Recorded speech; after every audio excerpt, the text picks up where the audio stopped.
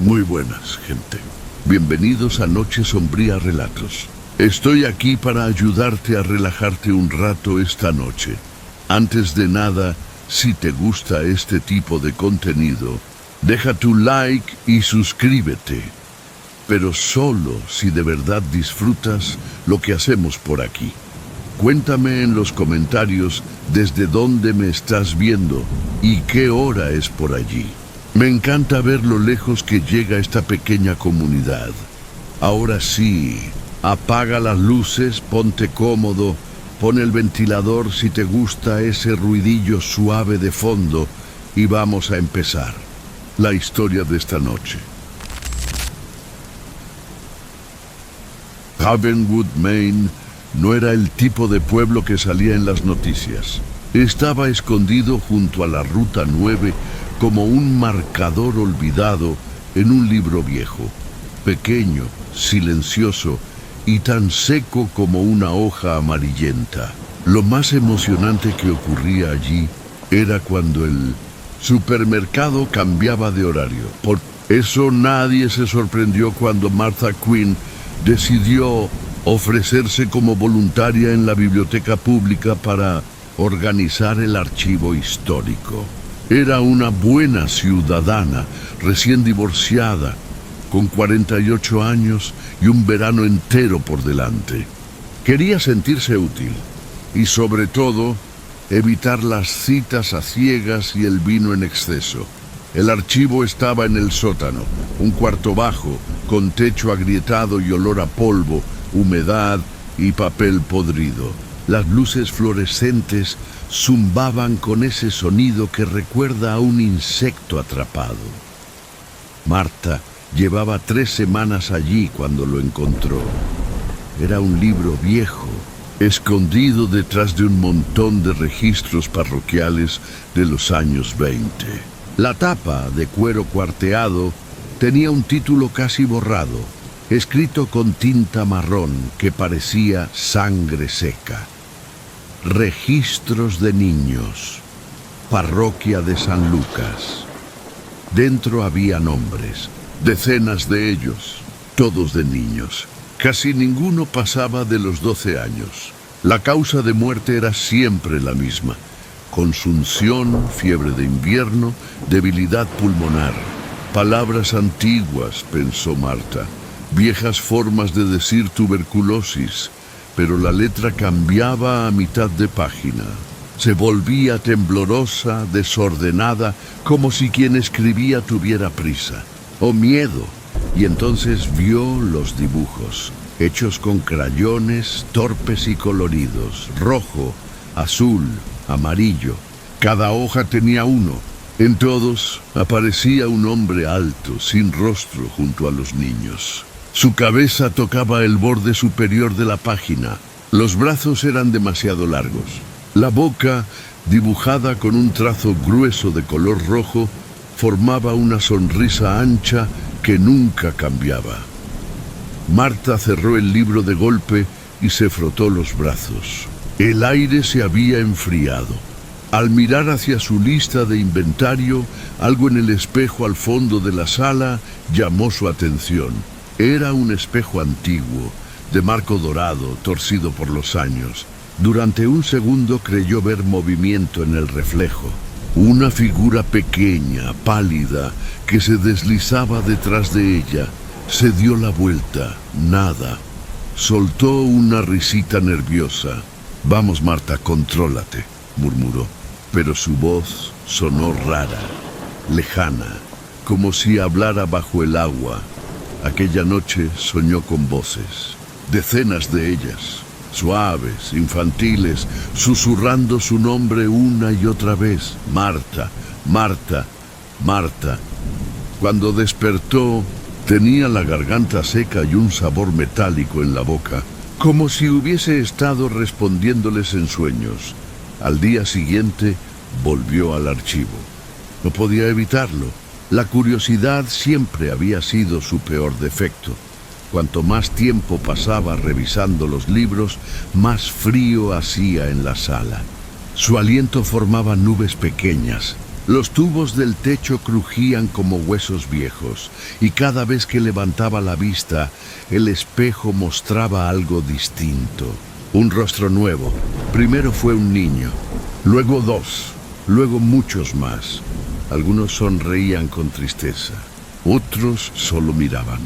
Sus labios se movían sin emitir sonido, pero Marta empezó a oírlos igual. Gracias, hace frío, él sigue aquí. Soltó la pluma. ¿Quién sigue aquí?, susurró. La respuesta no vino en palabras, sino en una sensación. Una corriente helada recorriendo el aire, un tirón suave, como si algo detrás de ella hubiera cambiado de lugar. El libro se abrió solo. Las páginas comenzaron a pasar con rapidez, una tras otra, hasta detenerse en una hoja en blanco. Y ahí estaba su nombre, Martha Quinn. Retrocedió, tropezando con una silla. El espejo se cubrió de escarcha y en el reflejo apareció la figura del hombre de los dibujos, alto, delgado, sonriente. Estaba detrás de ella, una mano apoyada en su hombro. No sintió el contacto al principio. Solo el frío, profundo, terrible. Un frío que parecía venir desde dentro. Los rostros de los niños llenaron el espejo. Cientos de ellos susurrando, no mires, no lo dejes salir. Pero ya era demasiado tarde. Cada registro que Marta había catalogado, cada nombre que había escrito en su computadora, era un cerrojo abierto. Cada uno liberaba algo que había sido encerrado allí hacía casi un siglo. El espejo se hizo trizas. Cuando los empleados de la biblioteca bajaron más tarde, encontraron el libro cerrado sobre la mesa. En las últimas páginas, varias líneas recién escritas con la caligrafía prolija de Marta. El espejo ya no estaba. Solo quedaba un poco de polvo brillante donde había estado. Y al final del libro, alguien, quizá ella misma, había dibujado con crayón rojo una nueva figura, un hombre alto, sonriente, y a su lado una mujer sin rostro, tomada de su mano. El Lonesome Star Diner se alzaba solitario junto a un tramo muerto de la autopista I-95, en medio de la nada. Un viejo café de carretera, todo de cromo y neón, brillando rojo y blanco contra la oscuridad del campo de Pensilvania. Dentro, Gary Beans Miller daba vuelta a los panqueques y limpiaba el mostrador con movimientos automáticos. Llevaba 20 años en el turno de medianoche a 8 de la mañana y eso se le notaba en el rostro. Arrugas profundas, ojeras cansadas, una panza que tensaba el delantal. Divorciado, sin amigos cercanos, sin otro hogar que ese pedazo de luz en mitad del vacío. Su vida era simple, rutinaria, y por eso le gustaba servir café, freír tocino, sonreír a los camioneros, ignorar el silencio que, poco a poco, se le metía en los huesos. A las 3 de la madrugada, la hora muerta, comenzaron los rumores. Primero fue un camionero viejo, de esos que han visto de todo.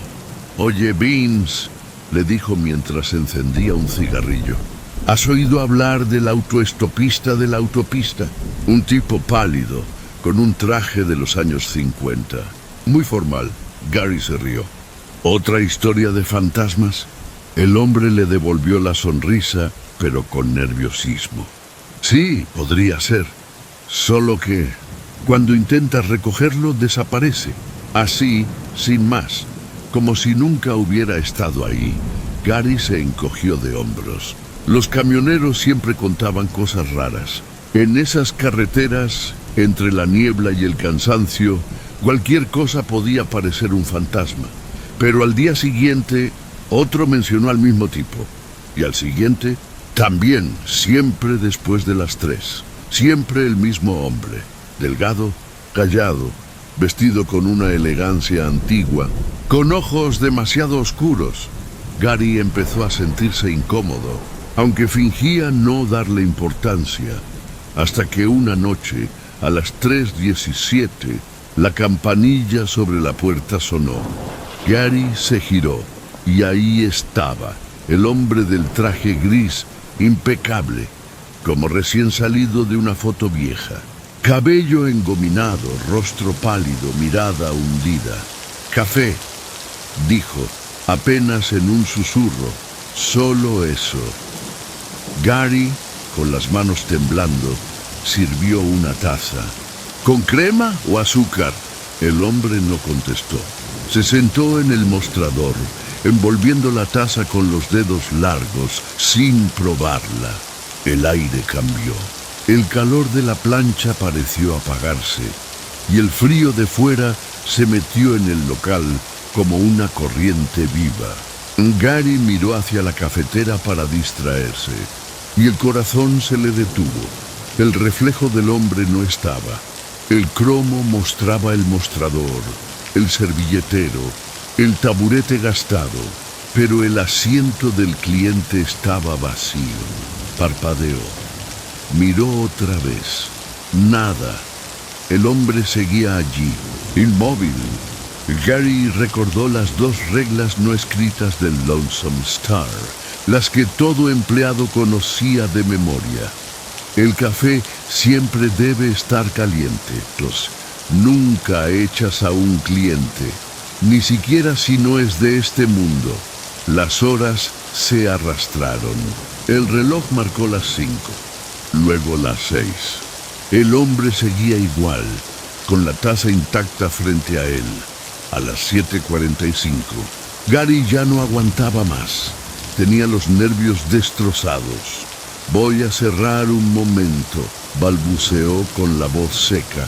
El hombre sonrió apenas. Una sonrisa pequeña, triste. Entonces cierra. Esa palabra sonó como un golpe, como una puerta que se cerraba desde adentro. Gary miró las ventanas. Aún estaba oscuro, demasiado oscuro. La cafetera empezó a chisporrotear. Olía a café quemado. Cuando volvió la vista al mostrador, el hombre ya no estaba. Solo quedaba un billete viejo, amarillento, con la cara de un presidente que hacía décadas no circulaba. Y junto a él, una servilleta con una frase escrita con tinta negra. «Ahora el turno es tuyo». Cuando la mesera del turno de la mañana llegó a las 8, encontró la puerta cerrada por dentro. Las luces seguían encendidas, la plancha aún caliente, el café humeando, pero Gary Beans Miller había desaparecido. A veces, los camioneros que cruzan esa parte de la I-95 juran haberlo visto. Un hombre gordo, con delantal sucio, haciendo dedo al costado de la carretera justo antes del amanecer. Dicen que si bajas la ventanilla, sonríe y pregunta en voz baja: «¿Vas hacia el diner?». No digas que sí, porque una vez que paras en el Lonesome Star, ya no te vas. Ted Harmon adoraba la perfección. El césped de su casa parecía recortado con bisturí.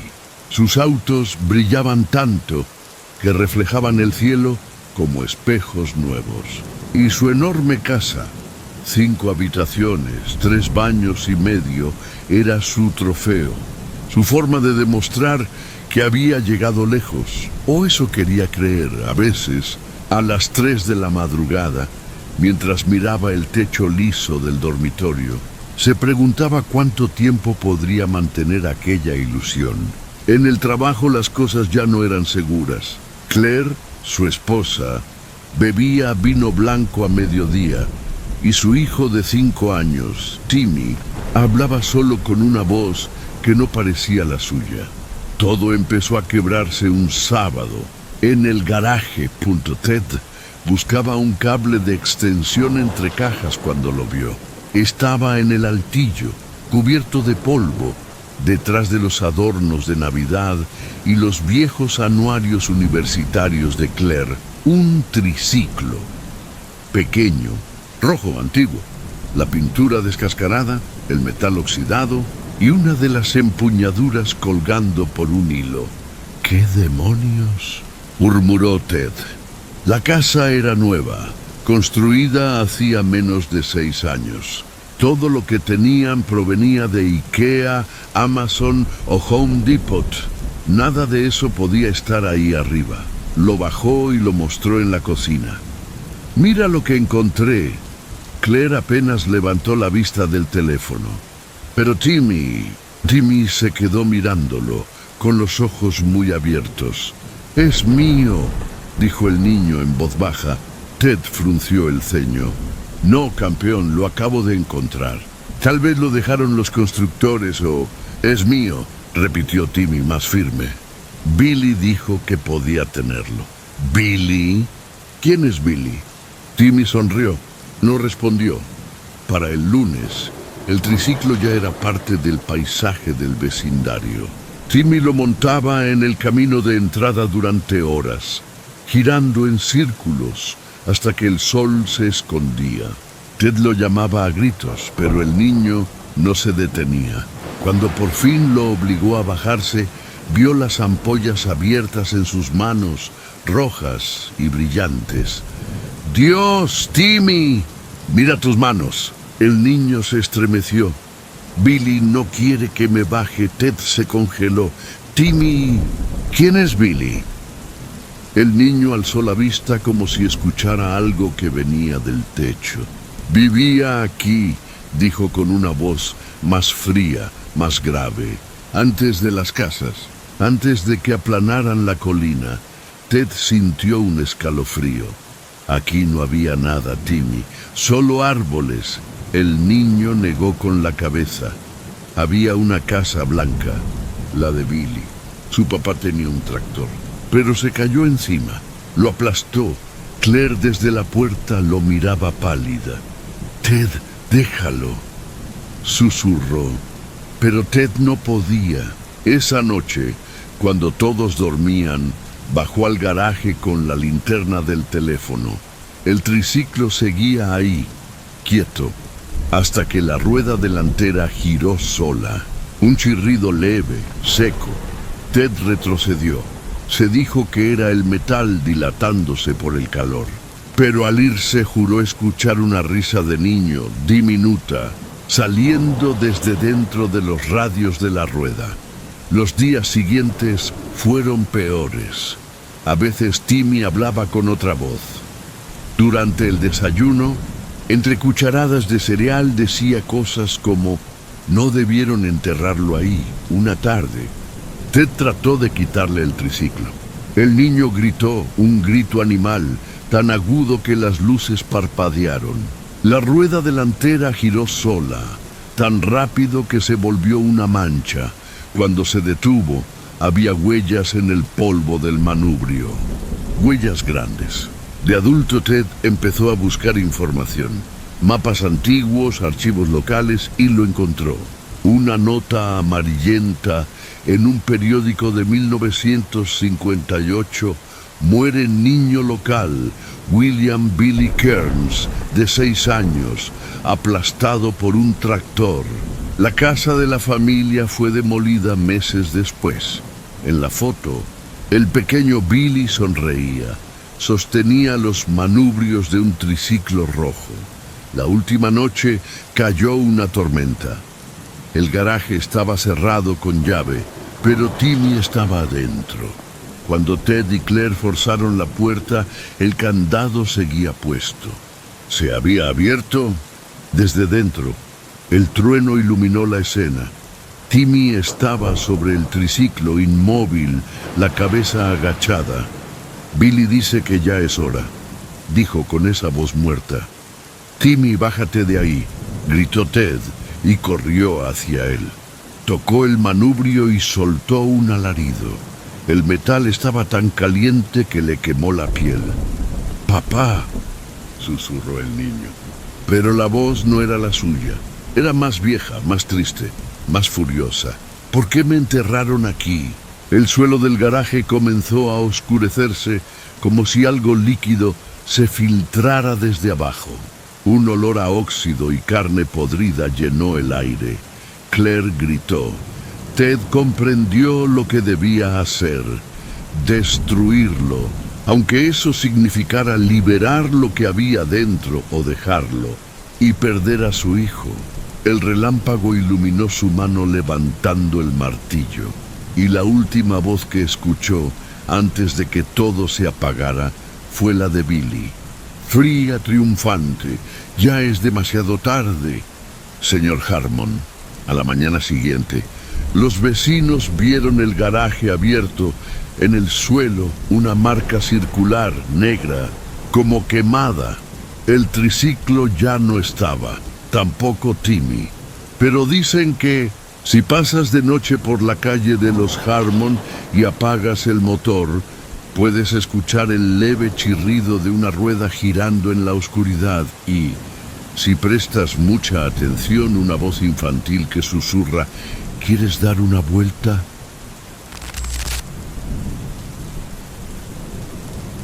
La calle Willow parecía uno de esos lugares donde nada malo podría ocurrir jamás.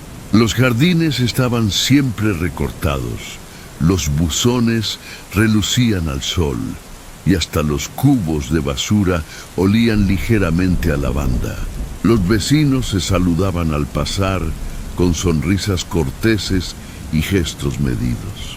Era ese tipo de barrio de Nueva Jersey, seguro, silencioso, predecible. A Agnes Prentice le gustaba así. Tenía 60 años, era viuda y vivía sola en una casita blanca con contraventanas rojas. Su vida seguía una rutina casi sagrada. Té por la mañana, el crucigrama, cuidar sus rosales y observar a los vecinos desde la ventana de la cocina. Algunos lo llamarían cotilleo, pero ella prefería pensar que simplemente se mantenía al tanto. Alguien tenía que hacerlo. Por eso, cuando el camión de mudanzas se detuvo frente al número 19, fue la primera en verlo. Llegaron una tarde gris. Un hombre, una mujer y un niño de unos 10 años. El hombre tenía el pelo demasiado oscuro. La mujer sonreía con una rigidez incómoda y el niño miraba al frente con una expresión vacía, como si viera algo que los demás no. Descargaron cajas con etiquetas que decían frágil, cocina, herramientas. Agnes lo anotó todo mentalmente. Al principio le parecieron amables, quizá demasiado. El hombre se tocó el sombrero al verla entre las cortinas. La mujer le dedicó un saludo lento, medido, pero no hablaban, ni con ella ni con nadie, y mantenían las cortinas cerradas incluso en los días soleados. Al cabo de una semana, Agnes notó el olor. Cada miércoles por la noche, día de basura, un leve aroma a azufre flotaba en el aire, como cerillas recién apagadas o algo que se hubiera quemado demasiado en el horno. Venía de sus cubos. Lo comprobó, claro que sí. También notó al cuervo. Se posó en su tejado 3 días seguidos con las plumas negras relucientes como petróleo. La miraba sin pestañear. Cada vez que Agnes levantaba la vista de sus rosales, allí estaba el animal, inmóvil, paciente. Y luego el perro, un golden retriever llamado Rex. Parecía normal, sano, de pelaje brillante, mirada dócil, pero no ladraba. Nunca. Agnes habría jurado que una noche lo oyó susurrar, justo cuando sacaba la basura. Un murmullo ronco, como alguien intentando pronunciar palabras nuevas. Agnes, susurró, se le erizó la piel. Miró hacia el final del camino y el perro estaba allí, sentado, con la cabeza ladeada, y unos ojos que parecían demasiado humanos. Después de eso intentó mantenerse alejada, al menos durante un tiempo. Pero la curiosidad es un bicho que no se muere fácil. Una tarde, al caer el sol, vio las sombras moverse tras las cortinas. Sombras largas, delgadas, que se doblaban de maneras que el cuerpo humano no puede. El brazo del hombre se alargaba de un extremo al otro de la ventana. La cabeza del niño se inclinaba hacia atrás con un ángulo imposible. Agnes se dijo que estaba imaginando cosas, que era la soledad nada más. Pero a la mañana siguiente encontró uno de sus rosales muerto. No marchito, no. Negro, seco, como si se hubiera quemado desde dentro. Aquella noche fue al número 19. Se convenció de que solo iba a saludar, a darles la bienvenida, a dejar de alimentar sus fantasías. Subió el camino con paso firme, pasando junto al perro, que yacía junto al porche. Mientras pasaba, vio cómo su boca se movía, murmurando sin sonido alguno. Levantó la mano para llamar. Antes de que sus nudillos tocaran la madera, la puerta se abrió. La mujer estaba allí. Sonreía, pero de cerca su piel era demasiado lisa, demasiado pálida, como de cera. Sus ojos eran de un azul irreal, sin vida. «Señora Prentice», dijo con una voz suave, como si la esperara. «Justo hablábamos de usted». Agnes dio un paso atrás, pero algo se movió tras la mujer. Una sombra, alargada, retorciéndose, extendiéndose hacia ella como una mano de oscuridad líquida. El hombre apareció a su lado, con una sonrisa extraña, los dientes demasiado blancos. Le rodeó los hombros con el brazo. Un brazo que se alargaba más de lo natural, hasta casi rozarle la cadera. «Nos ha estado observando», dijo él. «Eso está bien. Necesitábamos a alguien que supiera mirar». Agnes quiso correr, quiso gritar, pero su cuerpo no le obedeció. El niño se acercó, sosteniendo algo entre las manos, una máscara de color carne, una máscara que se parecía demasiado a ella. «Ya es hora de su papel, señora Prentice», susurró la mujer, y entonces Agnes lo comprendió. No fingían ser una familia, estaban ensayando y ahora habían encontrado a quien haría de vecina. A la mañana siguiente, la calle Willow volvió a ser la misma de siempre. El cuervo se había ido. El aire olía limpio otra vez. El perro, Rex, estaba en el jardín moviendo la cola en silencio. Y Agnes Prentice podía verse desde la ventana de su cocina cuidando sus rosales con una sonrisa tranquila. Sus movimientos eran suaves, demasiado suaves. Su cabeza giraba lentamente hacia la casa de al lado. El número 19 ya no estaba solo.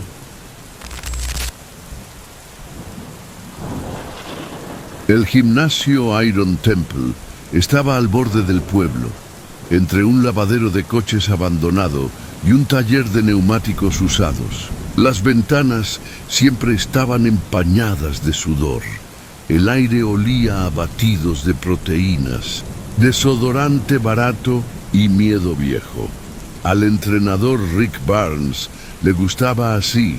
Había sido una estrella del fútbol americano, quarterback en la Universidad de Oregón, hasta que la rodilla le falló y los cazatalentos dejaron de llamarle. Eso fue hace 20 años. Ahora dirigía el gimnasio con la intensidad de un predicador. «El dolor es progreso», solía decir. «Cuando dejas de doler, empiezas a morir». Rick tenía 52 años. Seguía fuerte, con músculos tensos y la piel curtida por el sol. Pero cada mañana, frente al espejo, las arrugas parecían más hondas. Las manos le temblaban un poco al atarse las zapatillas. Envejecer se sentía como oxidarse, lento, silencioso, inevitable. Por eso entrenaba más duro que nunca. Y entonces, un martes lluvioso, apareció el señor Fallow. Era delgado, pálido, con unos ojos que apenas parpadeaban. Llevaba una camisa de franela abrochada hasta el cuello y hablaba en voz baja, como si cada palabra le costara. «Quiero ganar volumen», dijo. Rick sonrió. «Has venido al sitio correcto». El hombre se apuntó ese mismo día sin pensárselo. Entrenaba horas y horas, todos los días, hasta que los nudillos se le abrían en sangre. Rick había visto disciplina antes, él mismo la predicaba, pero lo de Fallow era otra cosa. No era hambre, era obsesión. A la semana Rick empezó a notarlo. El cuerpo de Fallow cambiaba y lo hacía demasiado deprisa. Estaba ganando masa a una velocidad imposible. El pecho se le ensanchaba, los brazos se hinchaban, los hombros parecían montículos de carne. Pero no era un crecimiento normal.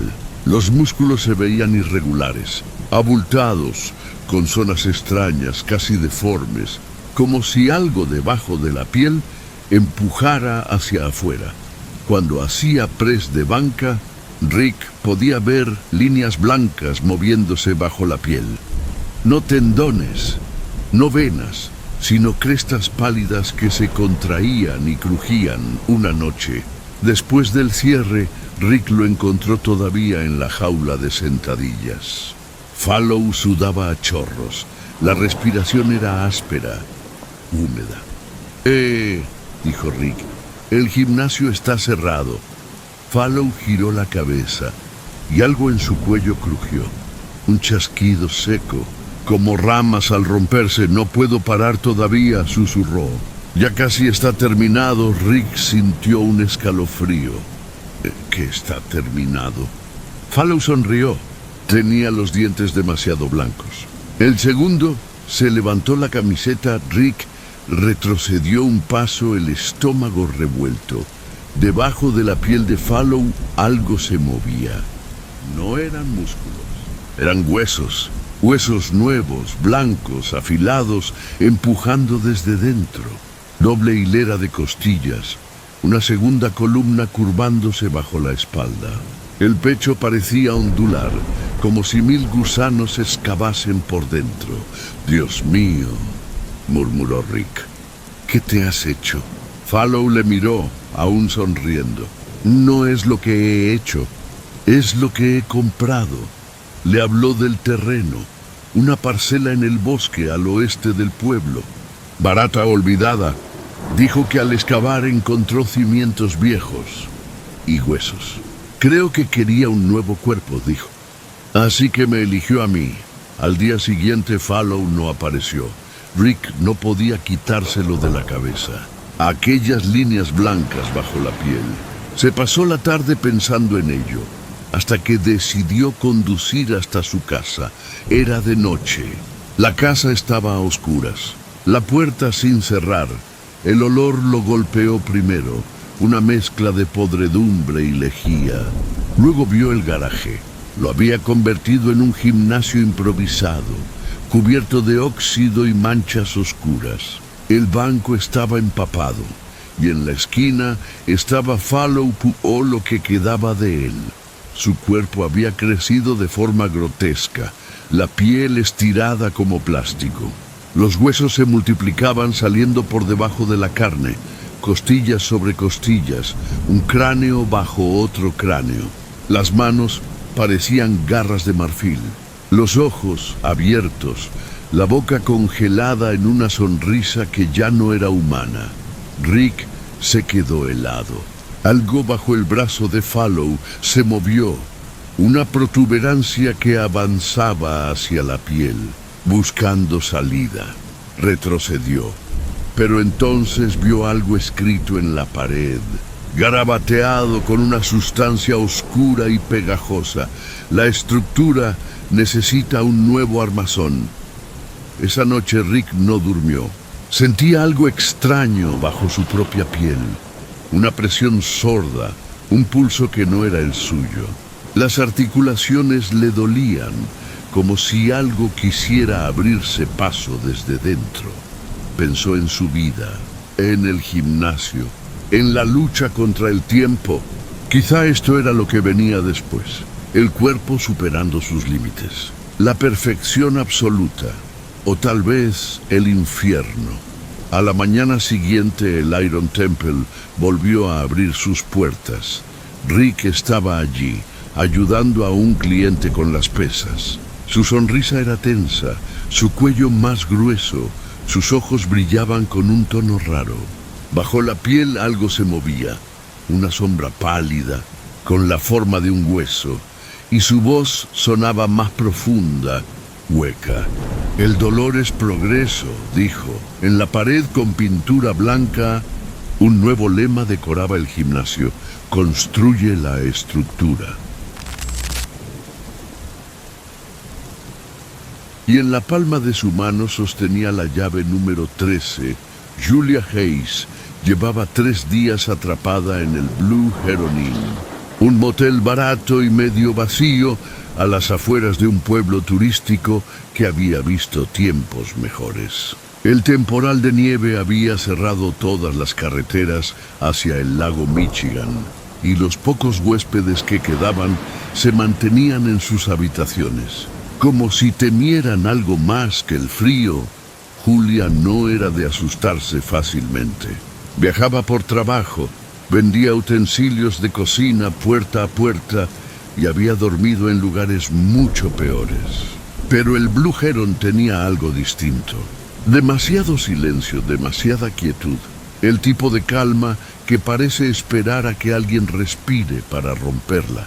La primera noche se despertó de golpe. Eran las 3:07 de la madrugada. Llovía a cántaros. Podía oír el golpe del agua contra el cristal, el murmullo de los canales rebosando, incluso el sonido hueco del trueno. Se acercó a la ventana, apartó la cortina y vio el cielo despejado. La luna brillaba sobre un paisaje cubierto de nieve. Ni una gota. Pensó que era un sueño, hasta que ocurrió de nuevo.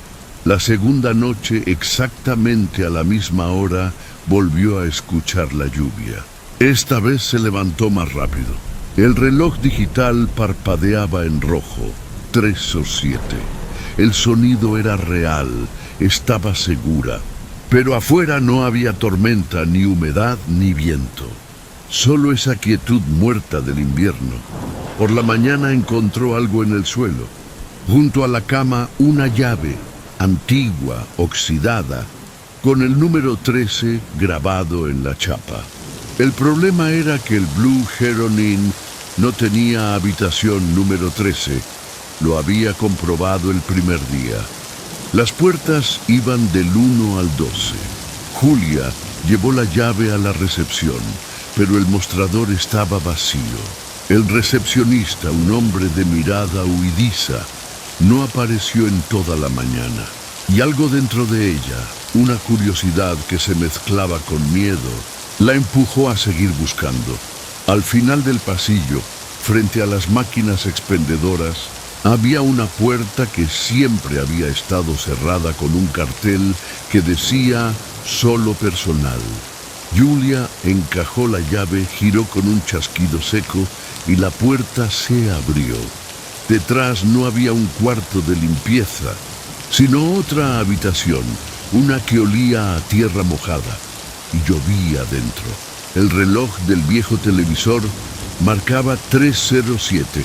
El agua golpeaba las paredes, empapaba las cortinas, caía del techo, como si el cielo estuviera allí mismo. En el suelo un charco formaba un remolino fangoso alrededor de una silla volcada. Y sobre la cama una sombra quieta, apenas perceptible, parecía respirar. Julia quiso salir, pero la puerta se cerró sola. El reloj marcó 3:08. Una voz, débil, mojada, con un temblor que no parecía humano, susurró desde algún punto de la habitación: «Ayúdame, antes de que vuelva la lluvia». Entonces entendió. El tiempo dentro de esa habitación se repetía, un bucle eterno de 3 minutos. El asesinato que había ocurrido allí 20 años atrás volvía a representarse una y otra vez bajo esa lluvia imposible. Julia miró el reloj. 3:09. Solo tenía un minuto para descubrir quién había muerto y quién había matado, o quedaría atrapada con ellos, condenada a despertar cada noche al sonido de la lluvia que nunca caía. Cuando la manecilla avanzó hacia 3:10, la puerta se abrió de golpe y la lluvia se detuvo. Por un instante Julia pensó que había escapado, pero en el reflejo del espejo del baño vio algo que la heló. Su cabello estaba empapado, su ropa chorreaba barro. La tormenta cayó con una furia antigua aquella noche. La lluvia golpeaba el tejado de los Henderson como si quisiera abrirse paso dentro. El viento rugía entre los árboles, arrancando ramas y arrojándolas al jardín trasero. Cada relámpago encendía el cielo durante un segundo, revelando un paisaje torcido, casi vivo.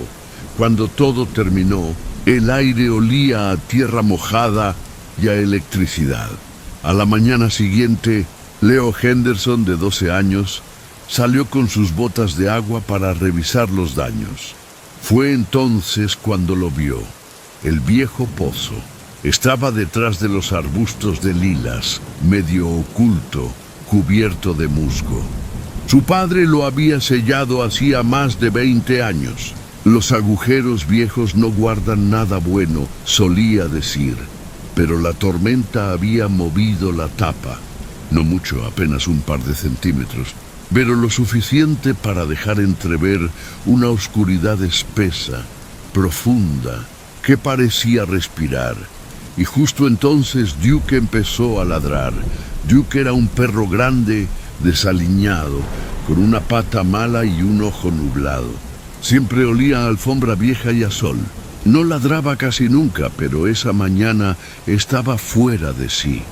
Daba vueltas alrededor del pozo, gruñendo bajo, el rabo erguido, el pelo erizado. Leo lo llamó, pero Duke no obedeció. Solo siguió mirando hacia el hueco. Esa noche desapareció. Buscaron por todas partes. Los vecinos, el bosque, las cunetas, nada. Leo apenas durmió. Durante 2 días enteros, el perro no dio señales de vida. Y entonces, al amanecer del tercer día, Duke volvió. Entró en el jardín como si nada, pero no era el mismo. Su pelo estaba limpio, brillante, perfectamente peinado, como recién salido de una peluquería. Las patas pulcras, relucientes, y en el cuello llevaba un collar nuevo, de cuero oscuro, con una pequeña placa de plata grabada con elegancia. Decía Duke, propiedad del propietario Leo. Pensó que era una broma. Quizá alguien lo había encontrado y cuidado, pero al abrazarlo notó algo extraño. Duke no movió el rabo, no jadeó, no le lamió la cara, ni siquiera parpadeó. Solo se sentó, mirando fijamente hacia el pozo. Al día siguiente llegó una carta, un sobre grueso, color crema, con la dirección escrita a mano, en una caligrafía perfecta. Dentro, una nota breve, en cursiva.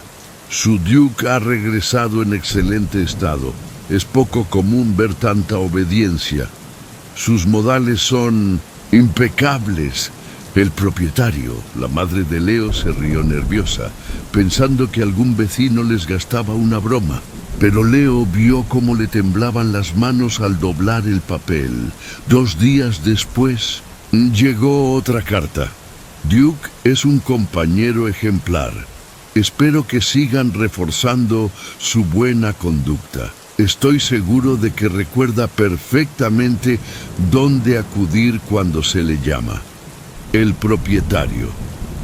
Esa noche, Leo se despertó, escuchó un ruido, un raspado suave proveniente del jardín, se asomó a la ventana y vio a Duke, sentado junto al pozo, completamente quieto, con la cabeza ladeada, como si escuchara algo desde dentro. La tierra alrededor parecía húmeda, más oscura que el resto, como si hubiera vuelto a llover. Leo susurró su nombre. El perro giró lentamente la cabeza. Los ojos que lo miraron no eran los suyos. Eran pálidos, lechosos, casi humanos. El niño bajó corriendo, descalzo, atravesando el césped empapado. «¡Duke!», gritó. «¡Ven aquí!». El perro se levantó despacio y comenzó a caminar hacia él. Pero el sonido de sus pasos no era el de unas patas. Era un clic seco, como de zapatos sobre losas. Leo se quedó helado. Vio que bajo el pelo algo se movía. Formas que no pertenecían a un cuerpo normal. Como si algo lo llevara puesto. Algo hecho de huesos, de paciencia. Detrás, el buzón chirrió. Otra carta cayó, mojada por la niebla. Leo la abrió con manos temblorosas. La cortesía se contagia. «Muchacho, el pozo recompensa las buenas maneras. Tal vez pronto Duke te enseñe también a ti». El propietario, Leo, alzó la vista. La tapa del pozo ya no estaba. Duke, o lo que fuera que quedaba de él, estaba de pie al borde del agujero, con el rabo erguido, mirando hacia abajo, atento, como si esperara una orden. Cuando su madre lo llamó a la mañana siguiente, Leo no respondió. Solo Duke estaba en el jardín, sentado junto al pozo abierto, con dos collares alrededor del cuello. Uno decía Duke, propiedad del propietario. El otro, Leo.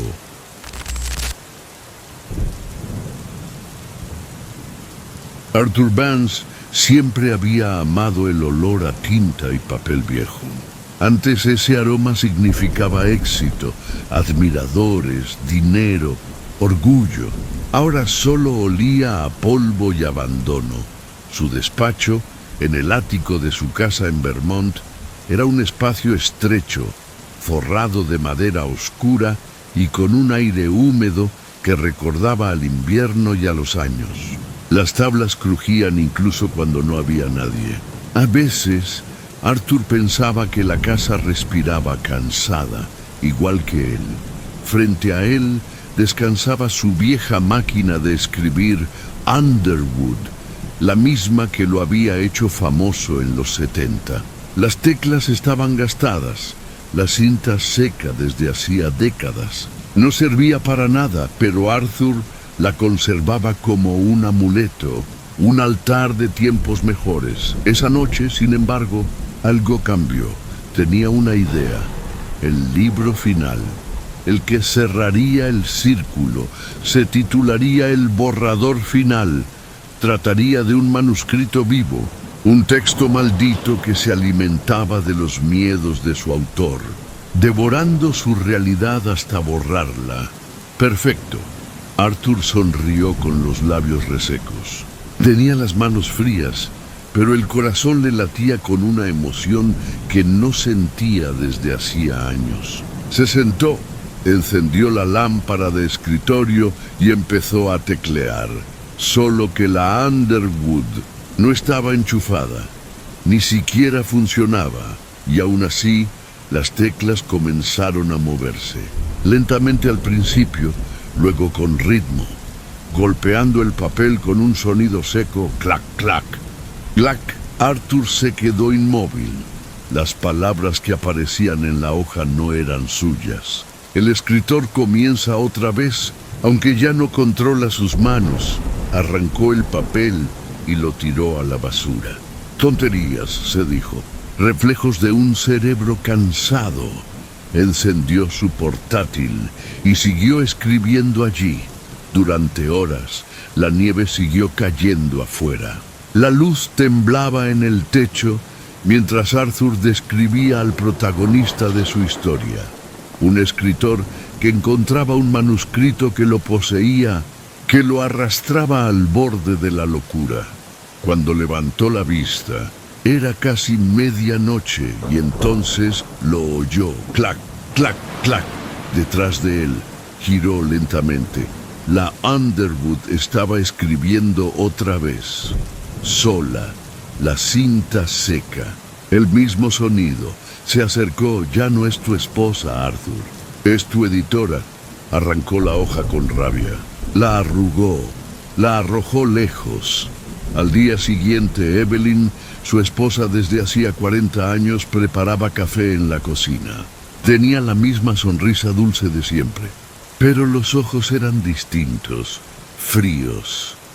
«Estás reescribiendo», dijo sin mirarlo. Ya era hora. «Has estado flojo últimamente». Arthur se quedó helado. Evelyn nunca le hablaba así. ¿Qué dijiste?» Ella lo miró con calma, pero con una dureza nueva. «Si quieres que esta novela venda, tendrás que hacerlo mejor. Tu ritmo es lento, tus diálogos mediocres. Igual que tú». El café se le resbaló de las manos. La taza se rompió en el suelo. Evelyn suspiró. «Siempre tan torpe por las mañanas». 3 días después, la frontera entre la ficción y la realidad había desaparecido. Su vecino, Tom, el mismo que solía ayudarle a limpiar la entrada cuando nevaba, apareció en su puerta con la nieve pegada al abrigo y una sonrisa que no le gustó.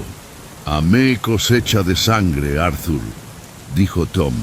«La amé tanto que quería formar parte de ella». Su sonrisa se estiró demasiado. Arthur le cerró la puerta en la cara y corrió al ático. La Underwood lo esperaba. Una nueva hoja blanca ya estaba colocada. El mundo obedece al escritor. Pero el escritor ya no es él. Intentó lanzarla por la ventana, destruirla, pero la máquina pesaba más de lo normal. Vibraba tibia como si tuviera pulso, y entonces lo oyó. «Termina la historia, Arthur, termínala y todo acabará». Escribió durante 3 días sin descanso, sin dormir, apenas comía. Las palabras salían de él a borbotones, como si algo dentro lo exprimiera. Cada línea cambiaba algo a su alrededor. El tono de voz de Evelyn, la mirada de Tom, el reflejo en los espejos que ya no le devolvían su cara. Estaba asustado, pero también fascinado. El libro era bueno, demasiado bueno. Solo faltaba el último capítulo. La Underwood esperaba paciente, solo una página más. Arthur observó el cursor titilando en la pantalla del portátil. Luego miró la máquina. Sus dedos temblaron sobre las teclas. «Si lo termino», susurró, «todo esto se acaba». «Sí», respondió una voz baja. «Se acaba». Arthur sonrió débil, exhausto. «Pero al menos seré recordado». «Oh, sí, lo serás». Entonces escribió la última frase y el escritor desapareció dentro de su propia historia. Cuando Evelyn subió al ático más tarde, el despacho estaba vacío. Solo la Underwood seguía allí, con una hoja a medio salir. En ella se leía: «La historia está completa». El escritor se ha ido. La máquina dio un último clac y luego silencio. El aire olía a tinta y a otra cosa, algo que quizá fuera sangre.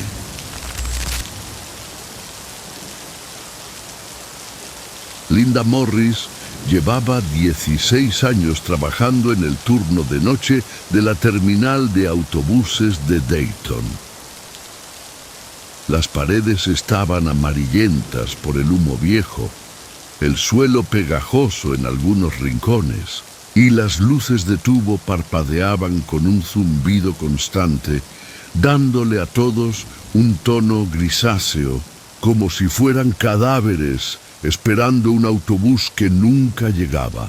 Su taquilla era una caja de cristal con un cajón para el dinero y un reloj que marcaba las horas con un tic-tac demasiado fuerte. Cada noche, Linda contaba monedas, imprimía billetes y soñaba con marcharse algún día de esa ciudad moribunda del Medio Oeste. Alguna vez se prometió a sí misma que se iría, tal vez a Chicago o a la costa, a cualquier lugar donde no oliera a asfalto húmedo y gasoil. Pero los años pasaron y ese algún día se convirtió en una especie de broma triste, hasta que una noche apareció él. Casi era medianoche. La terminal estaba vacía, salvo por un borracho dormido en un banco y el zumbido del dispensador de refrescos. El hombre se acercó a su ventanilla tan silencioso que no lo oyó llegar. Cuando alzó la vista se llevó un susto. Era muy viejo. Su piel parecía papel fino, casi transparente, y su pelo, largo y descolorido, tenía ese tono gris de quien ha pasado toda la vida junto al mar. Su abrigo estaba húmedo por los bordes y cuando habló, el aire se impregnó de un olor extraño, sal marina y tormenta lejana. «Un billete», dijo con voz rasposa. «A cualquier lugar», Linda parpadeó. «¿A dónde exactamente?» El viejo sonrió, mostrando demasiados dientes. «A cualquier lugar», repitió. «Cualquiera sirve». Deslizó bajo el cristal un billete de $100, nítido, nuevo, pero con un diseño antiguo, como si hubiera salido de otra época. Luego sacó algo más de su abrigo, un objeto metálico, pesado, del tamaño de una tarjeta. Era de color dorado y lo colocó sobre el mostrador. «Para ti», dijo. «Una propina». Linda lo miró desconcertada. «No puedo aceptar esto, señor». Pero cuando levantó la vista ya no estaba, había desaparecido. Sin pasos, sin sonido. Solo quedó en el aire ese olor a salitre. El billete dorado reposaba en el mostrador. En letras grabadas se leía «Billete a cualquier lugar». Linda soltó una risa nerviosa.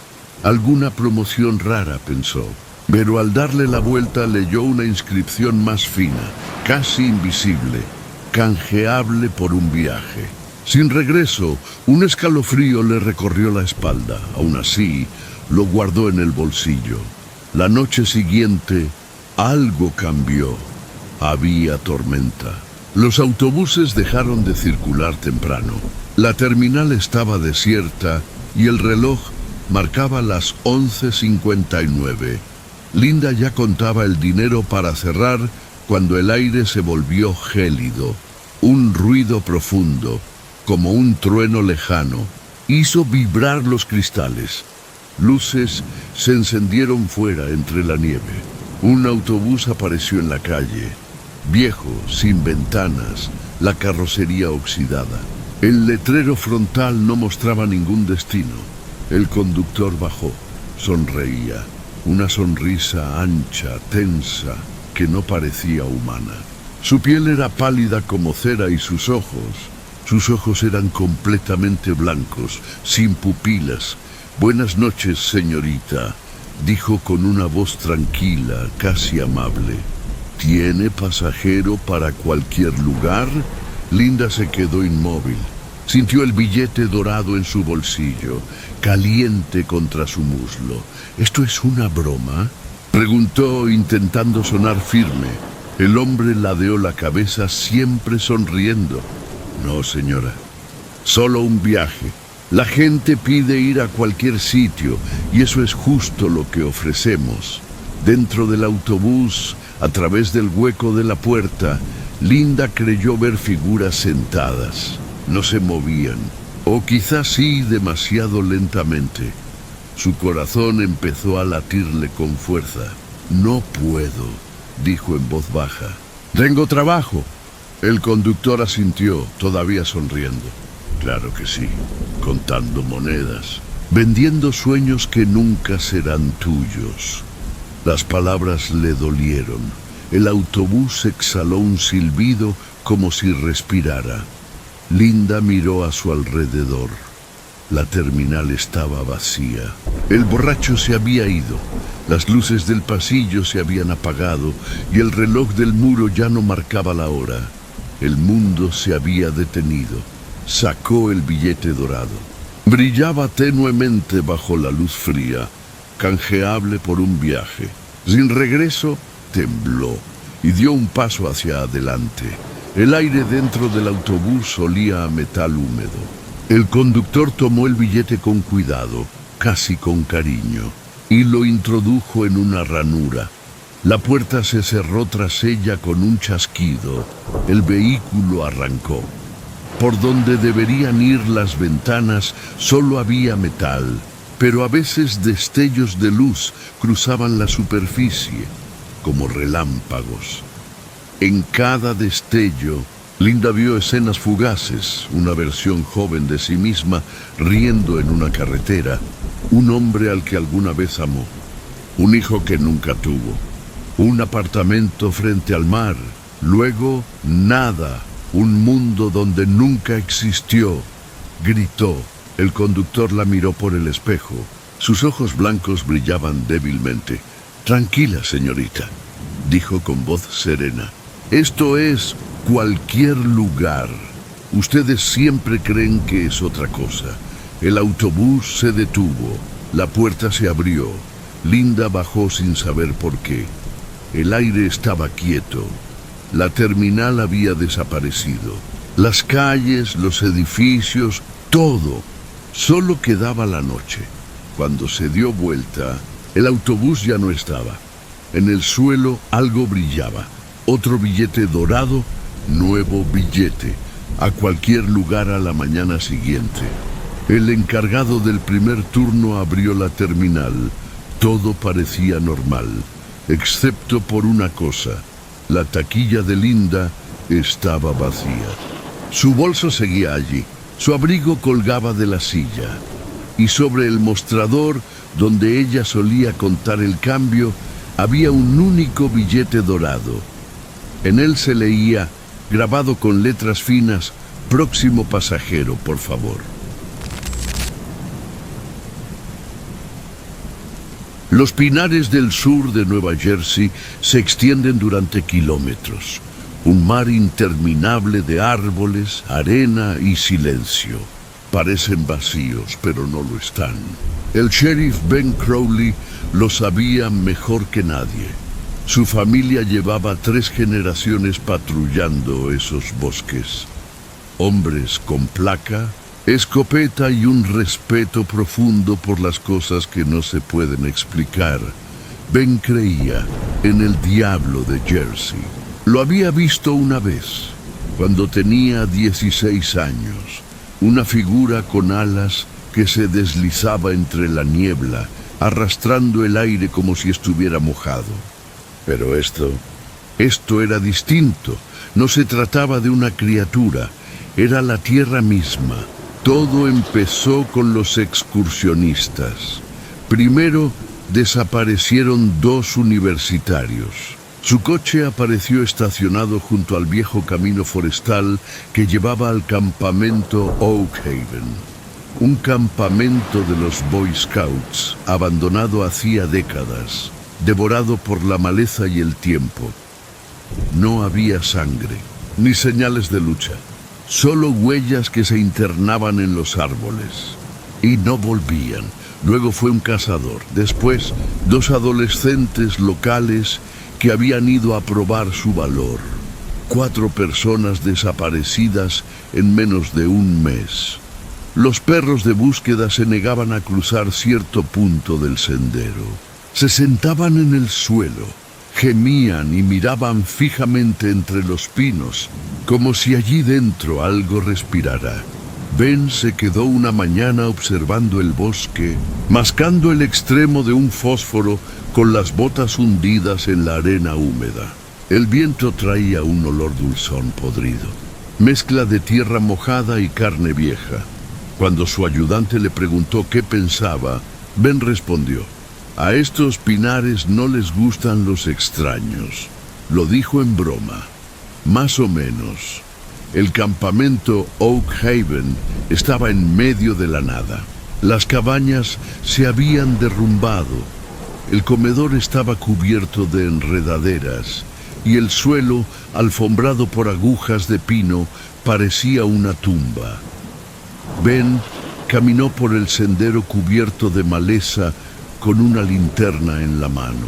La luz cortaba una niebla espesa, baja, inmóvil. Al principio, el suelo parecía normal. Luego lo vio, marcas circulares en la tierra, anchas, profundas, lisas. No eran huellas ni rastro de neumáticos, parecían presiones, como si algo enorme hubiera empujado desde arriba. Se agachó, tocó el borde. La tierra estaba tibia, demasiado tibia. Al apartar la mano, notó savia pegada a los dedos. Olía a resina y a algo más, algo humano. Aquella noche, sentado en su camioneta, Ben escuchó al bosque. Tenía un sonido constante, casi imperceptible, como si respirara. No soplaba viento, pero los pinos se mecían lentamente, crujían como si se movieran desde abajo. Recordó lo que decía su abuelo. Estos pinares crecen como quieren, y a veces quieren más que árboles. Al día siguiente, Ben regresó con una motosierra. Solo siguió las marcas circulares hasta el antiguo círculo de fogatas del campamento. Las piedras seguían allí, cubiertas de musgo, y en el centro, el suelo latía, sí, latía. Ben se quedó helado. Era como si la tierra respirara. Avanzó despacio, apuntando con la linterna. La superficie se movía, apenas perceptible, como si algo enorme se agitara bajo sus pies. Entonces lo oyó, un susurro, lejano, roto, viniendo desde abajo. ¡Ayuda! Ben retrocedió con el corazón desbocado. Se arrodilló, pegó la oreja al suelo. Ben, por favor, esa voz. La reconocía. Tommy Ricks, el cazador desaparecido 2 semanas atrás. Ben encendió la motosierra. El rugido llenó el aire. La hundió en la tierra. La savia brotó a borbotones. Espesa, oscura, con un tinte rojizo. Olía a sangre.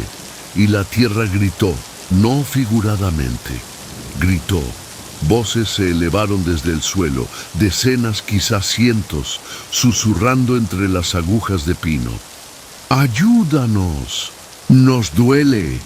¡Córtanos, por favor! Los árboles se mecieron con violencia, aunque el aire estaba quieto. Las raíces emergieron, gruesas, húmedas, enroscándose alrededor de sus botas. Ben cortó una, luego otra. Pero cada vez que la sierra mordía, el bosque gemía como un animal herido. Entonces los vio. Rostros, figuras que sobresalían del suelo, humanas pero deformadas, con bocas abiertas en un silencio aterrador antes de hundirse otra vez. El bosque estaba vivo, no solo los árboles, todo el bosque, y tenía hambre. Ben corrió hasta el amanecer. No se detuvo hasta llegar a la carretera. A la mañana siguiente pidió que cerraran toda la zona. Gas tóxico, hundimiento de terreno, cualquier excusa servía. Pero esa noche, en su casa, no pudo dormir. Seguía oyéndolos, susurros bajo el suelo, débiles, persistentes. «Sheriff, nos dejaste». «Seguimos aquí». Apoyó las manos en el suelo. Estaba tibio, húmedo, respirando. Semanas después, encontraron su patrulla junto al mismo sendero que llevaba al campamento. La puerta abierta, las llaves en el contacto de él, nada. Solo una nueva marca en la tierra, perfecta, circular, y su placa medio hundida en una savia oscura que olía a pino y a sangre.